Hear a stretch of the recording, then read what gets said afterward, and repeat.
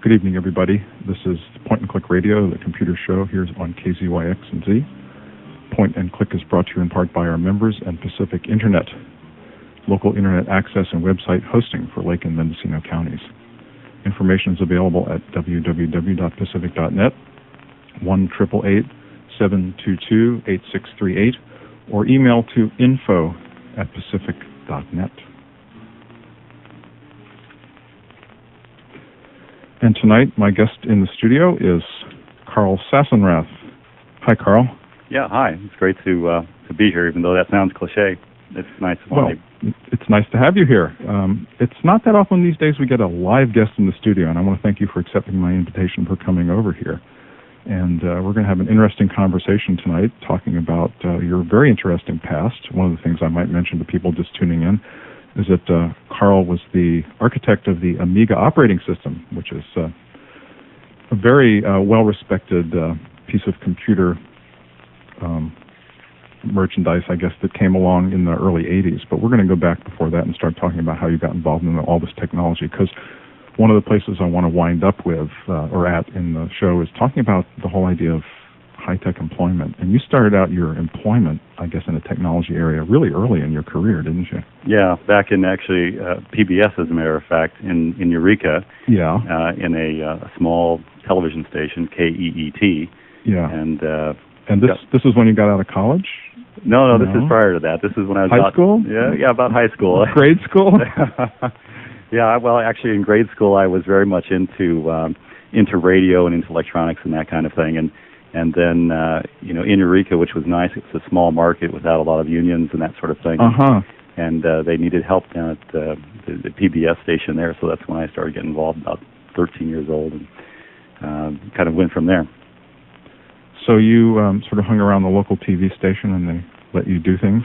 Yeah, well, from PBS, was there for about a year, and primarily doing technical kinds of things, switching programs on, that sort of stuff, and then went off to the ABC affiliated station and got involved there. At first, it was sort of voluntary, and then got kind of sucked up into the whole thing, doing camera work to start, and worked my way through the ranks to technical direction, and finally doing directioning before I left. So this was a TV station in Eureka that was actually willing to let a teenager handle their cameras and things like that? Yeah, it was amazing. They were. You were pretty lucky to be able to do that. What were some early influences that sort of pushed you in this direction? I often wonder about, like, what's the first thing that happens to somebody that winds up getting interested in TV cameras and TV stations and all that kind of stuff. Well, I think it started quite early. When I was in grammar school and stuff, I was kind of the grammar school dropout, you might think of. Oh, okay. I had a real tough time. I was the worst speller in the class, and pretty much the bottom of the class. And what happened is I met a friend whose dad worked at actually a company called Philco back then, which is a technology company, and he was into electrical engineering, and his son, who was my age in the third grade, and I used to go out and draw schematic diagrams during recess rather than play tetherball or something. Wow. And so that got me interested in something. I began to find my talent. I kind of believe that I have this philosophy that everyone has their various talents, and for me it was this ability to understand things like electrical circuits and logic and all of that. And I was fortunate enough to have a 5th and 6th grade teacher that encouraged me in that direction and would set aside part of the class for me and allow me to work on my little projects rather than necessarily be a part of everything that was happening in the class, and that really influenced me in that direction. Oh, that's great. Let me just mention, if you're just tuning in now, this is Point and Click Radio, the computer show here every week, every Wednesday on KZYX and Z at 7 to 8 p.m. We're a call-in computer show, and let me give out the phone numbers just briefly. But first, let me just say a word of thanks to MCN, the Mendocino Community Network, because they're carrying our audio feed out onto the Internet. So not only are we talking to our friends here in Mendocino County, but we're actually going out into cyberspace around the world. And there may be people listening to us over their computers thanks to the Real Audio software. And so, again, thanks to Mendocino Community Network, and thanks to Jim Hyde, who's sitting home manning the controls on the server, sending out the signal. We're at 895-2448 in the Anderson Valley, Philo area, or 1-800-499-7117 within the borders of the state of California. And if you're outside of California, you can call us at the first number. It's area code 707. So that's 707-895-2448 or 1-800-499-7117. So your early contact, so you were in the third grade, you were drawing circuit diagrams. I'd say you were destined for a career in technology, Carl.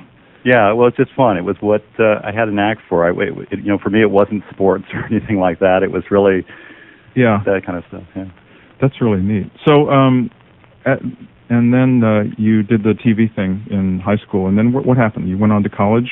Well, what happened was by the time I got into high school, I started to do a little bit better and actually did really well in high school and graduated toward the top of my class. And it was a choice. It was a difficult choice to make because we either take the broadcast route and go off into whatever the next step would be in broadcast, probably to move to a larger market, or to move on down to Southern California, down to Hollywood or whatever, and start basically at the beginning again, the bottom of the pyramid. Yeah. Or to go off and to get the degree. And it was a real tough decision for me, but I finally decided that I'd go off and do the degree thing. And it was a struggle at first because I remained kind of dedicated to the broadcast side of things. I really wasn't into computing at all, and I thought computers were very primitive, compared to broadcast and compared to having a color picture and audio, and all that sort of stuff on.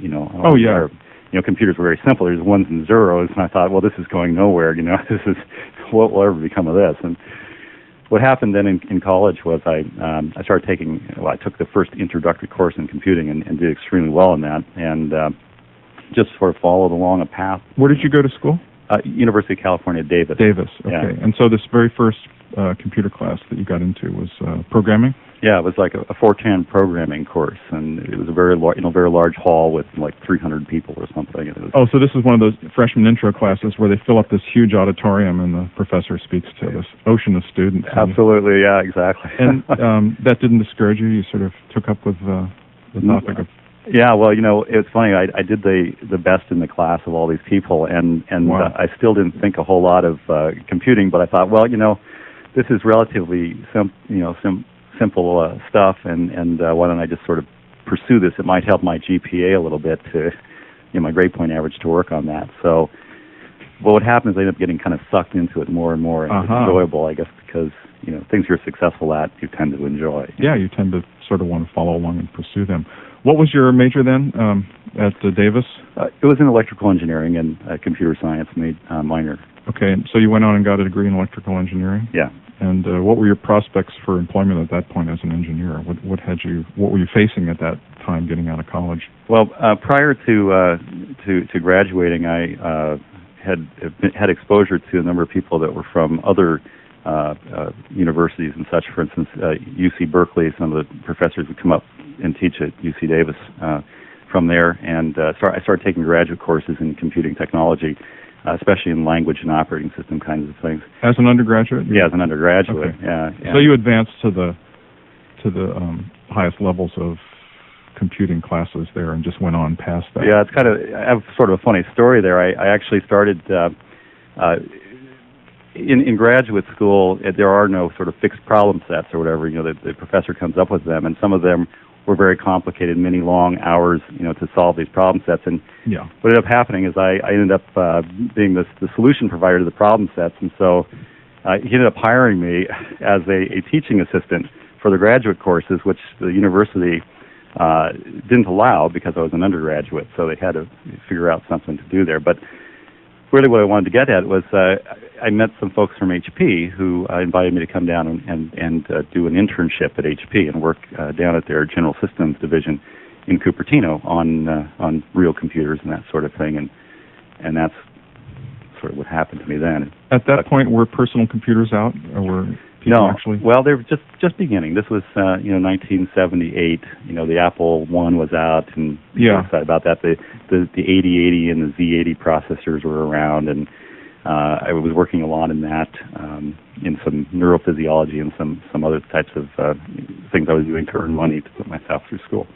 Now, you mentioned neurophysiology. How does that work into this whole mix of broadcasting, electrical engineering, and computer science. Where does the neurophysiology fit in? Well, it was interesting. I needed employment, and I was looking around at what I could do. And for a while, I worked at a gas station filling tanks of gas, and then realized, well, there are other things that I could do that maybe would be maybe a little more academic. And so there was a professor there that was studying neurophysiology and the effects of vision, essentially, on the brain, and trying to map out how neurons in the retina of your eye connect to your brain and what kind of encoding was done there. And he needed to have a lot of help in the lab. We had to make microelectrodes and do these experiments and things, and someone had to analyze the data and all of that. And what was interesting about that for me, it had a tremendous effect on my perspective in computing, because the brain is just a tremendous, I don't want to call it a device, but it's just a tremendous thing. When you consider the fact that it's so slow compared to a computer, yet it's so capable of so much. And yeah, we were talking about that on the drive over here, and I hadn't thought about that until you mentioned it. The brain is slow. Everybody wants faster computers now. They want a 233 or a 400 megahertz Pentium, but you're talking about the brain actually being really slow. You couldn't even measure it in megahertz. It's like in kilohertz. Yeah, absolutely. It's 2 milliseconds. That's the propagation delay that they call through a neuron. So that's like 500 hertz is all it is. Not 500 kilohertz or 500 megahertz. It's 500 hertz of what do you call that? The processor rate. That's the speed of a neuron. And of course, it's the massive parallelism of the brain. Parallelism, yeah. And all of the interconnections that the brain makes, and all the development of our brains through early childhood and throughout our lives. And the interconnections of all those neurons is what makes the brain what it is to us. And so this gave you a model to bring back to your experiences in computer science, working with the neurophysiologists? Absolutely. It had, I think, a profound effect on my perspective of computing all these years. I think we're still so much in the beginning, of this whole thing. And, I think it's interesting because we have a struggle even today with technology versus humanity. And I think it all kind of comes together, and we need to, I think we grow together in those various aspects. I think you're right, and I think a lot of the influences that have shaped the direction of modern computing experience and the modern technology have come from people outside the discipline who bring in these new ways of looking at things.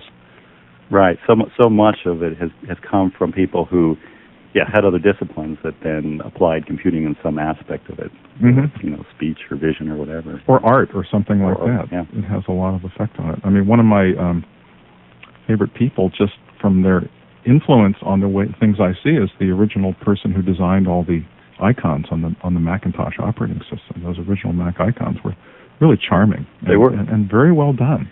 Yeah. And I think the person that did them, Susan Kerr, I think her name is, was a friend of one of the programmers, and she was a sculptor that he knew. Yeah. And she came in, and that's had an effect on a lot of the direction of what people see when they use their computers. Yeah, and so much of those early days of machines like the Macintosh and like the Amiga were artistic efforts. I still consider computing, especially, even software engineering, software design, is very much a balance. It's very much a balance between the academic research that's been acquired over the years, and also our human side and our ability to cope with this stuff. And so there's a tight wire, there's a tightrope that's been stretched, and we have to walk across that, and we have to balance the technology with the artistic. And that's what's really wonderful about some of those design teams like the original Macintosh team. Oh, yeah. Yeah, that's true. This is Point and Click Radio on KZYX and Z. I'm your host, Bob Lawton, and tonight's show is featuring our guest, Carl Sassenrath, who is a rebel with a cause, and that's, Carl, the name of your new enterprise. Let's talk about that a little later. I just wanted to invite people to call in if they have questions. We're at 895-2448 or 1-800-499-7117 here in the state of California. And we're also live on the Internet. You can reach our Internet point-and-click website at www.kzyx.org/PC and follow the links to the Real Audio simulcast if you want to check it out on the Internet. And the show is on every Wednesday night. Next week's show, Jim Hyde will be back, and we're going to be bringing into the studio some local Internet service providers and have a kind of an Internet roundtable and talk about the direction of the Internet. So you may want to mark that on your calendars for next week. Also, if you do go to our website, you can sign up for Point and Click News. and it's a very low traffic, absolutely non-spam oriented little newsletter we send out just to alert people to what's coming up at future shows. So Carl, tell me about the Amiga and how you got involved in that. I knew you said you went and worked at Hewlett-Packard for a while, and I guess you pretty much got into the Silicon Valley scene down there, and were working for this very large technology company, one of the original Silicon Valley companies, Hewlett-Packard. How did you wind up going to work on the Amiga system? Well, what happened is prior to leaving Hewlett-Packard, I was very involved in bitmap display systems, and there was a small startup company called Sun. Sun, I've heard of Sun. Yeah, they're a small company. They're still around now, aren't they? Yeah, there was a guy named Andy Bechtolsheim that was up at Stanford, and he created this small workstation called the Sun Workstation. It was all wire wrap and stuff, and wow. We managed to talk a prototype out of him and did some original icons and windowing stuff. This is back in the 82, 83 time frame. Kind of at the same time, the Lisa was being developed, and a place called Xerox PARC, which was the research lab for Xerox, was inventing all of what we know today in computing in terms of windowing and using a mouse and all that kind of stuff. This was kind of in the air back then, in those days, wasn't it? All around Palo Alto and the Silicon Valley area. Well, it wasn't mainstream because you have to realize that the PC had just been announced. There was also Apple, which was into the Apple II and stuff, which were sort of textually driven interfaces. And so what was happening is there was this was the new wave. This was sort of the future, and it was one of those things that was sort of like the web, that once you saw it in operation, especially up at Xerox, you couldn't turn back from there. I know exactly what you mean, because I always remember the one moment when I first saw the trash can. I had seen DOS-based computers, and I went to a friend's house, and he had a Mac SE. I saw the trash can, and I went, yes, that's it. That's the way it is. It's intuitive. It's true, and it's the same thing with the web now. So you had a lot of those sort of aha type experiences, those features in your computing experience at that point, but it wasn't mainstream. No, I followed the research very closely. Research was coming out of places like MIT and Xerox, and paid a lot of attention to just the different concepts that were being developed. So you were asking about Amiga, and to get back to that, I built this system at Hewlett-Packard that was bitmap displayed, and we put together a team, and we did some great stuff with it.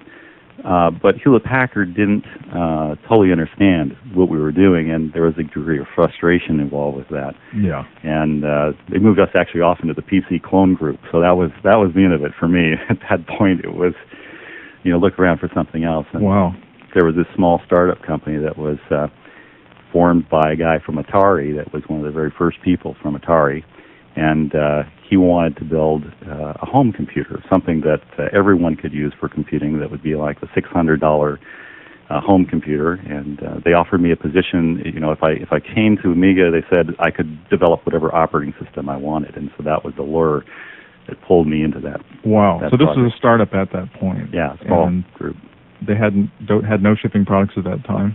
No. Well, actually, what they did is they had a kind of a disguise. It was sort of like this whole stealth marketing thing. They had some small products which were they had something called the Amiga Power Joy. It was for the Atari machines. They had something called the Joy board, which you could stand. It was like a joystick, but you'd stand on a board and this kind of stuff. But that was just meant to get them into the necessary distribution chains. Prior to this. So they had some small third-party add-on type products. Exactly. That was sort of their entree into the whole technology field, and they were secretly working on this great plan to come up with this new computer system. Right. Yeah.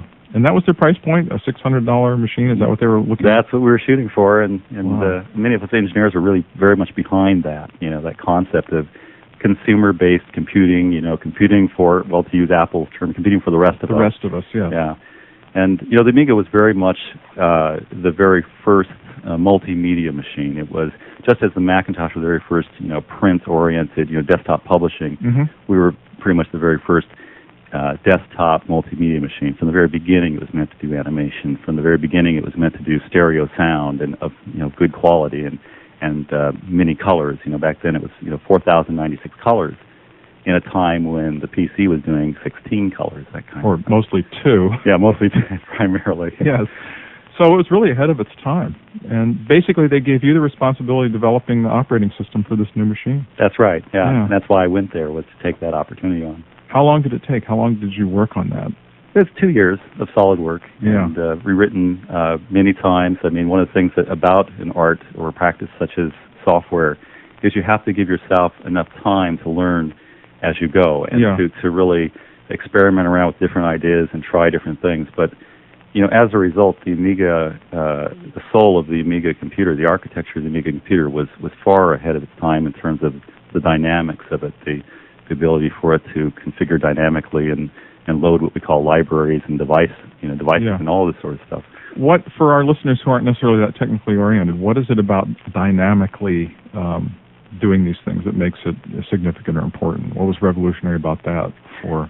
Well, the thing is that on a computer you have a limited number of resources. You have a certain amount of memory and a certain amount of hard disk and stuff. And so if you can share those resources, there's an efficiency factor involved in that. Yeah. There's also an ease of use factor that's involved in that. If you can spend only 2 minutes installing a new piece of software or a new piece of hardware rather than 2 hours. Or 2 days. Or 2 days or whatever, then it's of benefit to humans to do that kind of computing. Nobody wants to give up their time just to get to ground zero, just to start off. But that's what's happened, though. I mean, with the PC markets and such, what's happened is, and this is very much a philosophical thing with me, and it's a very important part of me and my principles, but I don't believe that computers are great for everyone. I don't believe, if you look at, has our productivity increased? If you ask that question, with all this technology, has our productivity really gotten better? Well, in certain areas, the answer is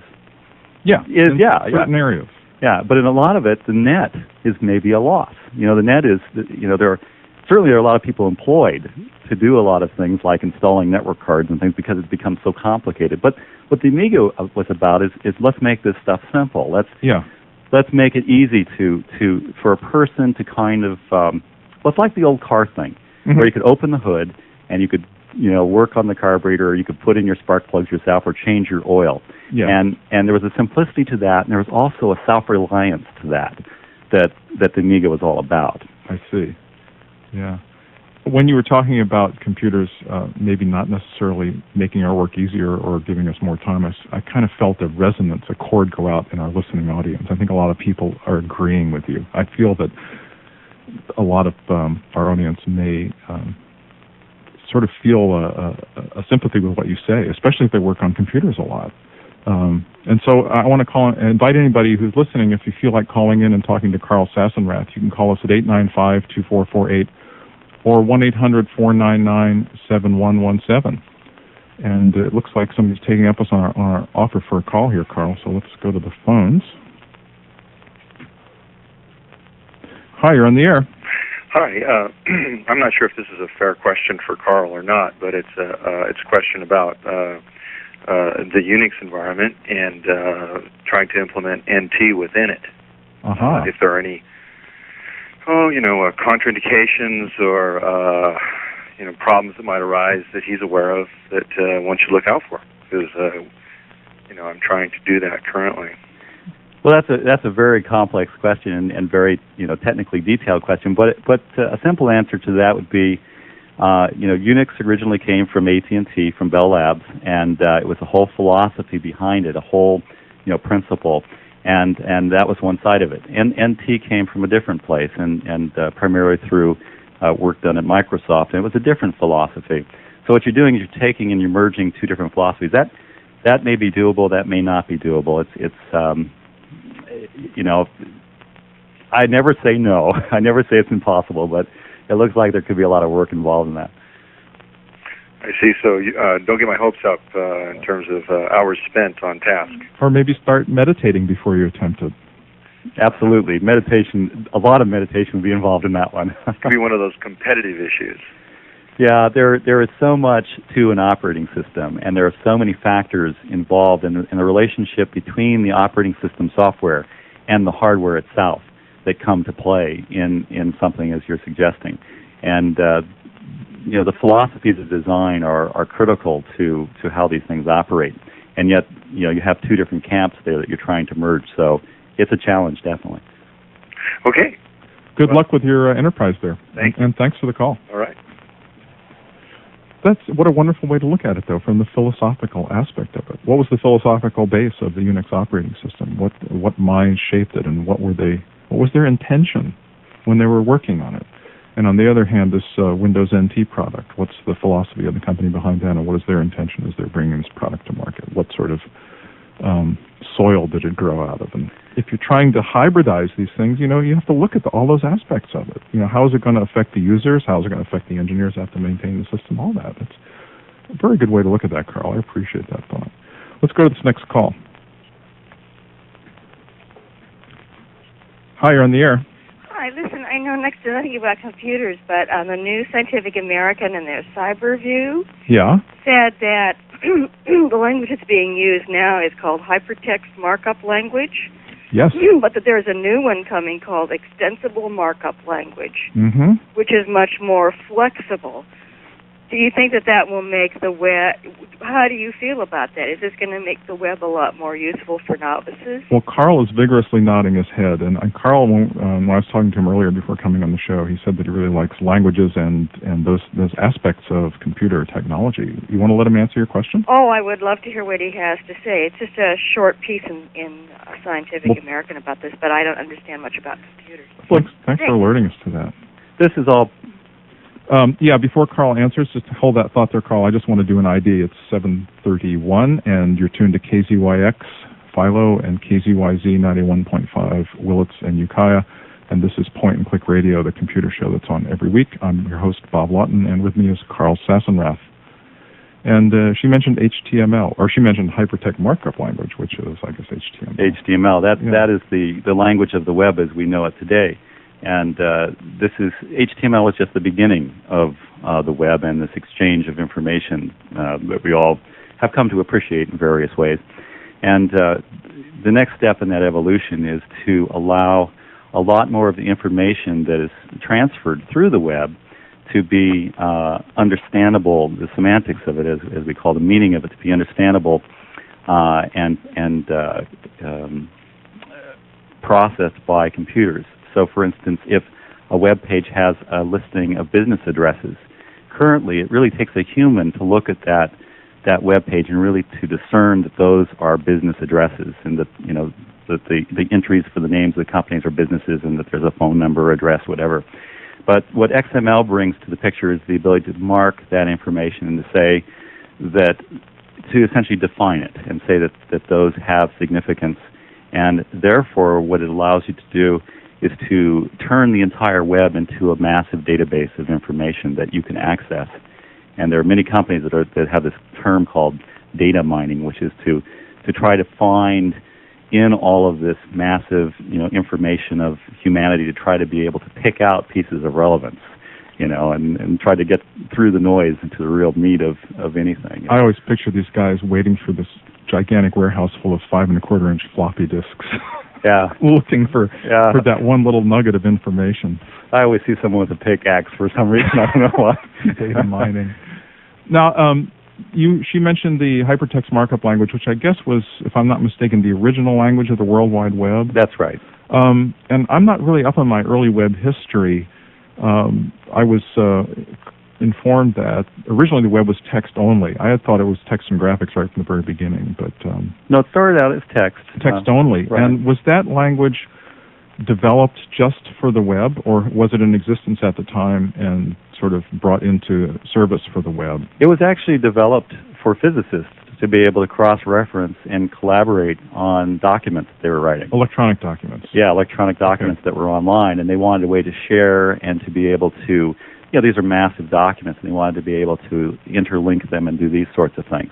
So it started out as a solution to a practical problem, and this happened over in Europe. Was it developed by a physicist, or was it... Absolutely, yes. Oh, okay. Yeah.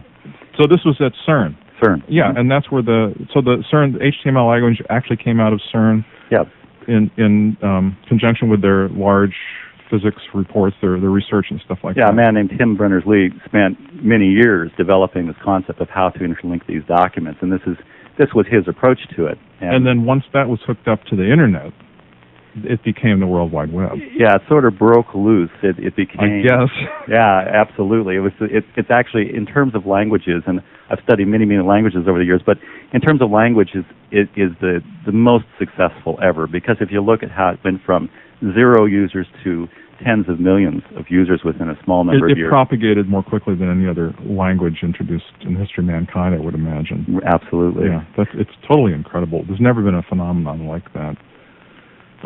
Back to something you mentioned, I wanted to just talk about this with you a little more. You were talking about the sort of the soul of a machine and the creation of a new type of technology, and you had mentioned that you had worked on the Amiga OS for 2 years, and that it was sort of a creative process.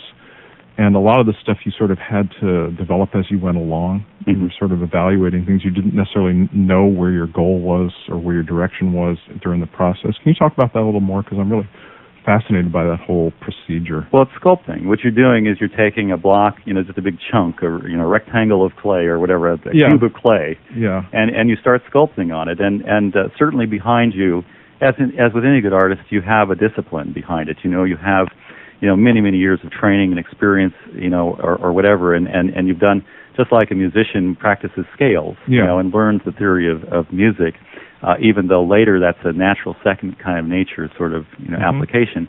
You have all of that behind you, and that's how actually the best software is created as well.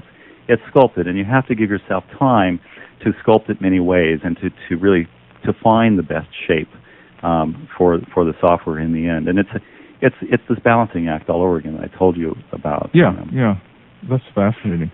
So let's move to the present time, Carl, and talk about what you're doing now. What are you sculpting now? What can we look forward to have coming out of your efforts in the present time? I don't know if we've leapfrogged over anything you want to talk about. No, I think that's fine. I mentioned, the caller asked about XML, extensible markup, and that I mentioned that's the next step in the evolution. Well, what we're doing is we're kind of saying, where does this all arrive? Where do we end up in a number of years? Can we see beyond XML?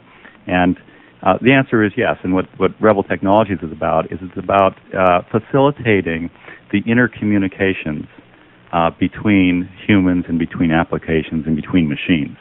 And the idea is that we exchange messages, but so many of the messages we exchange these days, for instance, like email, we have to read these things. Well, it'd be nice if our computers could give us some help with this. It's true. If we could delegate some of the responsibility for all this intellectual material to the machines themselves. Yeah, there's a flood of information. We're all getting flooded and overwhelmed. Things have become so complex in so many areas of technology. And, what Rebel is all about is saying, we're not going with the status quo. We don't buy it. We don't buy into that everything has to be more complicated, that everything has to be, an expert area. We go back to, we want to be able to open the hood. Okay. We want to be able to be reliant on ourselves in computing. So you don't want to be sealed off from some mysterious technology that you have no control over and no interrelationship with. Absolutely. There should be no big mystery about computing for us. It should be an extension of our minds, but nothing beyond that. We shouldn't be caught in a river that we can't direct. Oh, that's great. We got a call coming in. Let's grab this. Hi, you're on the air with Carl Sassenrath and Bob Lawton. This is Point and Click. Hello? I think we just missed him. You might want to try calling back. We don't want to be stranded in the river without a paddle. Tell me what the REBOL of Rebel stands for. Rebel stands for, it's an acronym for the Relative Expression-Based Object Language, which is a technical way of saying we want to be able to send symbols of information around between computers and between people. Between people, yeah. Yeah. Here we go. Hi, you're on the air. Am I doing something wrong? Hello, can you hear me? I can hear you. Oh, I'm sorry. I've had the button pushed off. Oh, hi. It was a technical problem. Human error? Human error, yes. Hi, thanks for calling the show. Yeah, I was wondering what your guest thought of the political and legal ramifications of Bill Gates and Microsoft and what the government's doing to try and break up what appears to be a monopoly, and how, you know, in one realm, the computer is affecting all of our lives as a machine, but certainly it's affecting all of our lives as a economic machine, and how all of that economic stuff influences a man in his position, writing software, what gets written, what doesn't get written, and you know, what are the chances for, say, a rebel, a small, independent software writer to write something significant in a world that seems to be being gobbled up by big corporations. Big corporations, big digital corporations, right? It's sort of like an old computer game. What was it where they had the gobbler guy, you know? Oh, yeah, Pac-Man. Pac-Man, right. Pac-Man goes back to the very early days of it. I'll take my answer on the air. Well, thanks. Yeah. Okay. Yeah, that's a tremendous question. It's a wonderful question. It has a few branches to it that I think we could probably explore for the rest of the hour. Absolutely. It is a very complex answer. I guess one part of that I'd like to answer right off is, and it's the question about what a small company like ours can do. It turns out that there is a very rich history in all of technology development that says small companies like ours can have tremendous impact and can really change the world. The business side of it is another complexity, because as you grow and as you show your colors and you show the world your value, then the business side comes into play, and you begin to have, you know, people who want to acquire you or whatever. But this whole thing with Microsoft is also the other thing that's interesting to examine here. You know, Microsoft is certainly the big power player here. Microsoft does control a tremendous amount of what we see in computing these days. They have become what many people feared all along would happen, which is, you know, essentially it's like a de facto monopoly. It actually is very very nerve-wracking for someone like me, and also a very scary prospect for, I think, all of humanity. Yeah, because they just about own the whole show now.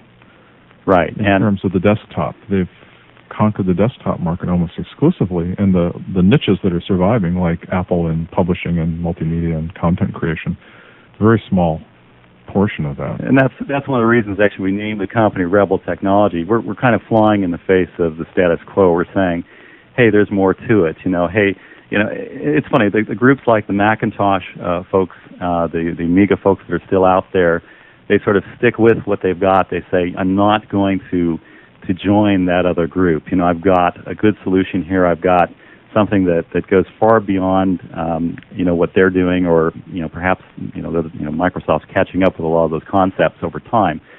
But they're very loyal to, to not buying into that whole program, not buying into the large corporation kind of idea. Yeah. Yeah, I mean, Microsoft, look at it. It's not only providing the technology, but now it's also very much into the content side. Yes, they want to have the content and the technology, the whole ball of wax. Yeah, they want to have the programs. They want to have the artwork. They want to own it all. I had a guest on earlier this year, Jerry Mander, who's very much of a contrarian in terms of approaching technology. He doesn't own a computer and he doesn't believe in them, but he pointed out a lot of really good principles in terms of viewing the encroachment of technology into society as a whole. And he mentioned a few implementations of technology in our past and caused me to think about certain things I hadn't thought about. For example, long before telephones became as ubiquitous as they've become, people sat around and thought about what were some of the consequences of telephone technology. And nobody ever examined or brought into the light of day some of the negative aspects. And one of the ones that I was astounded that I had never thought about before is telephones made possible high-rise buildings and large concentrations of workers in a small central area. I hadn't thought about that at all, but it's true. I think in computing there's a lot of things that are more elusive and less obvious than something like high-rise buildings. There's all the effects that computing is having on people, and we're not even getting a chance to choose. Absolutely. I think with every technology, there is, the surface of what we can see and that impact, but there is a lot that flows underneath the surface. Just like, majority of the iceberg is below the surface. Yes. This is true with technology, too. It's true. We got a call, Carl. Hi, you're on the air. Hello? Hi. Are you there? Yeah, we're here. Can you hear me? Yeah. Great. you have a question? Yeah. Or a comment? Well, it's a question that I'm not really sure. You mentioned Microsoft, and the idea. I'm interested in the idea of it all as language. Yes. And I was wondering if he can explain Java and how that relates to Windows NT 95 and how it threatens Microsoft. Okay. Sure, I'd be glad to answer that. All right, thanks. I'll take it on the radio. All right. Bye. Java, that's a new language that basically was introduced to the world in 1995 that came out of Sun Microsystems. And it came out of a research group down there that had been doing this for a while and was primarily the product of one person there, Jim Gosling, who came up with that. And, originally the philosophy of that was to put it into many different devices, to have it in your toaster, etc. I mean, especially for these things we call set-top boxes, which are those boxes sitting on top of your TV set. TV set, yeah. Bring you other kinds of content. Yeah. And what happened is basically Sun took that on to promote it as an alternative to the big Microsoft, empire, or to the Microsoft approach. And Java is a very it's a very nice language. It was done with quite a bit of thought. It was really the next step in the evolution of those kinds of programming and system programming kinds of languages, and it was really meant to allow people to, independent of Microsoft, create different kinds of software that would have similar sorts of quality and application. Was its arrival timed well in terms of the landscape of computing? I mean, I have a feeling that it might have been just a little bit too late to get the impact that it could have had. It was too late. The roots of Java probably go back to the early 80s, and again, a product from Xerox PARC, which was called Smalltalk. Yes. And it was one of the original, what we call object-oriented languages. And Java is essentially, Smalltalk brought sort of up to into the C programming realm, or the system programming realm. It's sort of a compromise in various ways, but it's actually a nice job, and I have a lot of respect for the people that worked on it. But they didn't really have something that was shipping. I mean, it was sort of a concept that you would use this to create applications that wouldn't care what computer platform you ran them on, or something like that. Yeah, it was meant to be platform independent, and unfortunately, another aspect of it that caused problems is that there were parts of it that were half-baked. There were parts of it that weren't totally thought out, and some of that has caused grief to those involved. And also, what caused problems was that Microsoft also came out with a product that was under a Java license that confused the market. It was incompatible in various ways with the Java standard from Sun. Yeah. And those kinds of things just essentially confuse the whole market. I don't suppose you'd want a half-baked language running your toaster. Or your microwave oven. Or your microwave oven, yeah. But that's an intriguing thought. On the other hand, I'd hate to have to sit there and upgrade the OS on my microwave. I just want the thing to, nuke my veggies, and that's Absolutely. it. Absolutely. That's it. Well, and I should clarify that half-baked stuff. For many things, it's very good. And there are just, for anything like a language, it takes many years of evolution, many years of thought. Yeah. Have to go into it, and it's just partway through that process. And a lot of Java has found its home in the World Wide Web, hasn't it? With the Java scripting that goes on web pages. It kind of comes and goes. It reached a peak and has dropped off slightly. I think what's happened is originally people very much got on board. This is an alternative to the Microsoft stuff. And then they began to realize, hey, this is a system programming language. This is not something for a beginner. It's not something for someone who's doing it lightly. This is for someone who's very serious, an engineer kind of person who very much wants to get into the detail. Now, you mentioned that one of your earliest endeavors had been in the realm of parallel processing, and you had gotten sort of the bug from working in neurological research. Is there anything going on now in parallel processing? Is this a technique that's being brought into the personal computer realm, or is this research advancing the state-of-the-art in computing at all on any of the frontiers that people are working on? Yes, it is. As a matter of fact, there is a lot more effort to bring parallelism into computing. Part of the problem is that it's a much more complex situation than most people realize. You just don't add, for instance, another processor. Yeah, I think Apple found that out when they started selling multiprocessor machines. Yeah. It really didn't do the job. And a lot of this theory was known back 20 years ago, that just adding processors to a problem doesn't speed it up, because there is a lot of communications that goes on between the different facets of a problem solution, and that communication begins to take resources from the machine. And the whole thing of parallelism, though, is what we can look at, like the entire web as being a big parallel kind of computer. You think of all these computers, or the entire internet is many computers sending messages to one another, and these messages are being processed, and so in a way it is this huge parallel machine. But it's true, yeah. It's kind of I don't know what the best word for it is. It's sort of by accident right now that's happened, and there is a lot of research in parallel computing. There will continue to be. Yeah. We've got another call coming in. Hi, you're on the air. Hi. Hi. I don't know if this has been discussed on your show, but could your guest say something about the Lexus programming that's available, I understand, on the Internet, and if it's at all practical for the average person? Lexus? Yeah, Norvald Linus, I believe, or Torvald Linus. Oh, is this Linux? Linux, there you go. There we go. Mm-hmm. Lexus is the legal system. Huge database, yeah. Huge database for lawyers, I guess, or for research, yeah. You're talking about Linux, which I guess is free Unix, right? Yeah, it's a Unix that was done by someone who felt that it should be free and went out and distributed it, and there are a lot of folks using that these days. How would one get that on their computer? Well, get on the web and go to one of the search engines and just type it in, and you'll find just a flood of folks out there that are using it, and sites. You can get it on CD-ROM. You can get pretty reasonably priced on CD-ROM. Absolutely, or you could even download it off the web, although it's a pretty large download. It's a large download, but I think PHT, Pacific High Technologies, they're one of the places that, search the web. Yeah, there's a company. Your massively parallel World Wide Web and search for Linux. Okay, great. Yeah, thanks for the call. Thanks. Bye-bye. Yeah, Linux offers a nice alternative to folks that want something very technical like that. I mean, Unix is not a real user-friendly operating system. There are not a lot for of wimps. No. It's like programming in Java. You need to be a specialist in it to really put it together and make it work the way you want.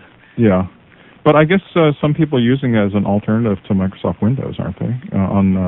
Well, it makes a great node on the web or on the internet. It can handle email and email lists and web page hosting, and all kinds of things like that are all possible with an operating system. So if somebody was a web hobbyist or an internet hobbyist, they might want to look into Linux for running their personal computer on it. It could do a lot more than their Mac or Windows OS.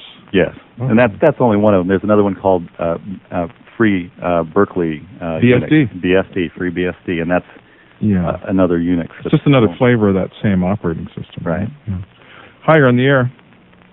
Hi, are we on the air? Yes, you are. Well, I'm just hoping that you'll let Carl finish his treatment of the semantics of Rebel and perhaps how it will appear to the user, so demonstrate its utility. Thanks a lot. Well, thank you for the call. Bye. Yeah, we wanted to finish talking about that topic. And there's one other topic I want to squeeze in the 7 minutes we have left. We might want to just mention very briefly, and that's the fact that you have a startup company up here in Mendocino County. And there may be opportunities for high-tech employment in this area if your company grows and if other companies like yours start to sprout up here. So, yeah, I'd definitely like to talk about it. Let me just answer the question very quickly, which is Rebel is about messaging, and Rebel is about sending messages between people and allowing the computer to be able to interpret those messages. It's about the exchange and interpretation of message. It is both algorithmic in that it can do processing, but it also allows for content to be expressed. And we could do a whole show on just that one. Well, maybe topic. we will. Maybe we should come back and talk about, after you've had more chance in your product development cycle and you have some more news to report, maybe you should come back. Sure. But as you were saying, this is interesting, this whole idea of starting a high-tech company. We're a venture capital-funded company to develop here in Mendocino County in the Ukiah area We are recruiting heavily right now through Silicon Valley and throughout the United States, trying to find good talent. We also know of local talent and people that have experience in computing, and so we're trying to tie all that together right now. So are you willing to hire fifth graders to come in and sort of... Absolutely. Anyone? Because I know you said you started off your career helping in the TV station when you were... Anyone that's got a vision, anyone that, I don't care how old or how young they are, if they've got that knack. If people want to contact you, can we give out your phone number? Sure. Okay. Yeah. You can get a hold of Carl and Rebel Technologies at 485-0599, and they're on the web at www.rebel, that's REBOL.com. And so you're up there on the Internet. You have an Internet presence. I guess that makes your company official, since you can reach it on the World Wide Web. And that's great. As far as the future, a vision of this post-industrial high-tech employment phenomenon, do you think it'll come to Mendocino County? Do you think we have a chance to have some clean technology industry up here? That's what I'm driving at. My family has been in this area for more than 110 years. Wow. And so you're not some new guy coming and telling us all what we should do. You're not a new guy on the block. No. Yeah. And so for me, it's a matter of saying, hey, it doesn't matter what you do. You can do things like this in a nice area where what I say society works. Where people can wave to each other on the street and be friendly, and you don't need to have these concrete jungles of Silicon Valley. You can live in wooden houses out in the redwoods or whatever, and still enjoy your lifestyle and a standard of living. Well, that's great. Do you have any success stories of people who were able to make a transition from like the traditional types of making a living up here into high tech? Well, as a matter of fact, a number of years ago, 4 or 5 years ago, someone came to me who was from Louisiana Pacific, who had been in logging all of his life, and actually his family had been in logging for many generations. And he had decided that it was time to move on. He went off, got himself re-educated. Wow. Down in Sonoma. He took some courses in computing, became quite literate in it, and came to me, and he was very confident, and I said, sure, let's give it a try, and he worked out tremendously well in my business, and he also contributed a whole lot to our success, and now has his own computer consulting company. So he did a complete turnaround for himself, and has moved on from logging into computers. Wow, a total transformation. That's great. Yeah, well, I think that that would be a good thing to happen up here if we could get some high-tech industry and do that, get some people working in the technology field right up here in the Ukiah area. And as we make a transition from a resource-based economy to an information-based economy, we can have our say in what goes on, too, in this area. And it's very much about the choices that we make in our style of living, in our style of life. For me, it was getting out of Silicon Valley, bring my kids to an area where they can grow up and enjoy the country, enjoy just really having a life, as opposed to what you find in the valley. Yeah, that's true. Hey, okay, well, I think we're going to put a wrap on it. Stay tuned for Radiogram with Jamie Roberts up next, following Earth and Sky. And this has been Point and Click Radio, your weekly computer show here on KZYX-NZ. My guest tonight has been Carl Sassenrath, a technological entrepreneur who has Rebel Technologies. He's a rebel with a cause. And I just wanted to ask you, Carl, real quickly, if you think this is a fair analogy. Is your product or product like yours going to be the little furry mammals that are going to scurry around the dinosaurs of the computing industry? Yeah, I guess. And survive. Out-scurry them. Out-scurry the dinosaurs. Out-scurry the dinosaurs, absolutely. That's it. And hopefully we won't get trounced on, and by a big flourish. Foot somewhere. Yeah, that's wonderful. By the Godzilla of the industry. Here we go. Okay, thanks a lot. This is KZYX 90.7 FM Philo and KZYZ 91.5 FM Willits and Ukiah, Mendocino County Public Broadcasting. This is the Point and Click Show. I'll be back in 1 week with an ISP roundtable. We'll have some internet service providers from the local area in here talking about their endeavors. And the preceding portion of Point and Click has been brought to you by Pacific Internet.